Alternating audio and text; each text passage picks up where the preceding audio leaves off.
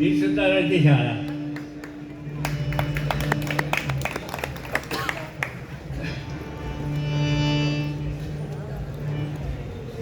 विनोद म्हणून सांगतो, या माणसाने एक पेटी घेतली होती, हात पेटी, शिकायला, बुवा व्हायला. पण काय जमाना म्हणून विकल्याने होती, मी पैसे देऊन विकत घेतली.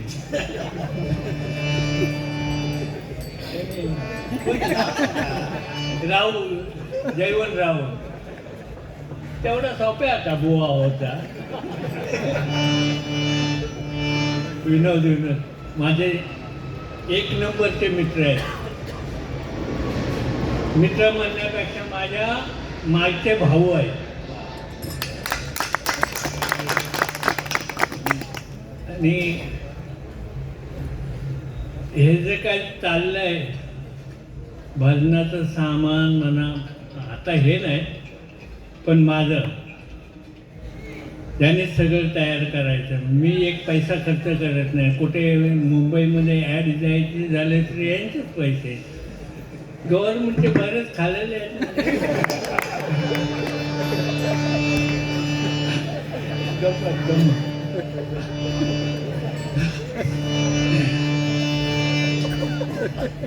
मगाशी एक किस्सा सांगतो. मग आता बुवाने सांगितला गुरु शिष्याचं नातं कसं असावं. माझे गुरु परशुराम पांचाळ अगदी लास्ट स्टेपला होते. एक वर्ष 6 महिन्यात ते गेले नंतर. आणि त्यावेळी हे माणूस त्यांना भेटायला गेले, माऊली सावंत भेटायला गेले.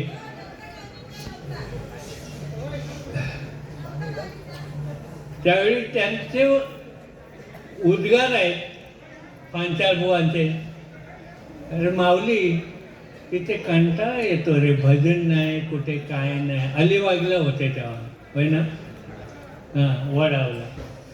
तर इथे कंटाळा येतो, भजन नाही तर आपल्याला राहवत नाही. पण तू माझं एक ऐकशील का. कोणाला सांगतात, माऊली सावंतांना. माझं एक ऐकशील तर सांगा काय ते. माझ्या विजयला सांभाळ.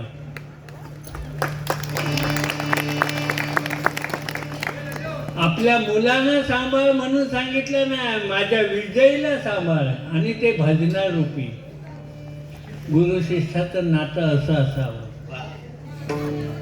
मगाशी बुवाने चांगलं सांगितलं. आताचे काय शिष्य म्हणजे शिष्यच असते. नावा कलंका. एक मी ह्याचं उदाहरण सांगतो. कशाचं. इंदुरीकर महाराज सांगतात ते, त्यांचं ऐकलंय मी. एक आता हे बघा, मोठ्याने असतात. जो माणूस मोठ्याने असतो ना, तो आतून बाहेरून निर्मळ असतो.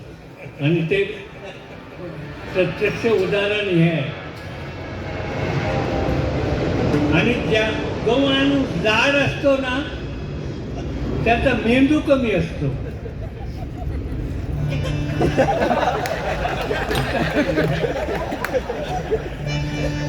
असाच एक गावात लहान पोरगा होता, असा धष्टपुष्ट, गावावरनं ओवळून टाकलेलं असं समजा.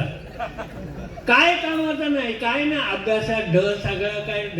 शेवटी बाप बोलला काय याला करायचं, ताकद तर आहे पण काय कामाची. शेवटी त्याने कोल्हापूरला पाठवला. कुस्ती तालमी. तो अगदी दूध पिऊन व्यायाम करून मस्तपैकी झाला. आणि एक दिवस अशी कुस्ती मारली ना, जसा मोठा झाला तसं कुस्ती मारली. महाराष्ट्र केसरी झाला. आणि महाराष्ट्र केसरी झाला आणि गावात आला. गावाने सर्व त्याचा सत्कार करायचा ठरवला. डोक्यात कमी पण ताकद होते ना अंगात. सत्कार करायचा झाला. सत्कार झाला. सत्कार झाल्यावर आता सत्कार मूर्ती जरा बोलू दे.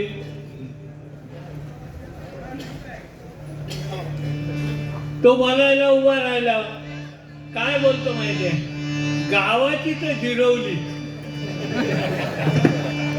मात्र ढ म्हणत होते ना, काय ह्यो कामाचं ना असं म्हणत होते. गावाची तर जिरवली, आता गुरुची जिरवणार. ती कशी? तो गेलाय तर गुरुला भेटायला. गुरु म्हणतो, हा ये बाबा ये, कल्याण असो. असं म्हटलं, कल्याण बिल्याण काय नाही, तुमची नियम माझी एकदा होणार. गुरुला सांगितलं, तुमची नि माझी एकदा होणार. अरे बाबा, मी आता म्हातारा झालो, माझं वय आता 76 आहे माझं. मी आता म्हातारा, मी तुझ्याबरोबर काय कुस्ती करणार? नाही नाही, आपली होणार. आला घरी, बरं ठीक आहे, मग हे करूया एकदा दिवस नेमला. आला घरी, रात्री नुसता मांड्या वाजवायचा रात्रभर. 2-3 वेळा भांडीचं स्टँड कोसळलं होता, तर ह्यो मांडी हलवता. सकाळी ते 100 गावकरी बरोबर गेले आणि आता मैदानात उतरले. विचारत गुरुजी माझ्यासारखा आले मैदानात, आणि गुरुजीने असा एक डाव टाकला, तोंडातच माती गेली सगळी, मातीच खाऊन आला वरती. तो काय म्हणतो माहिती, तुमच्यासारखा नालायक गुरुजी अजून मी आयुष्यात पाहिला नाही. बोललो काय, का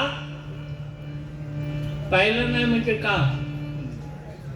तो म्हणतो, हा डाव तुम्ही मला काय ना शिकवला.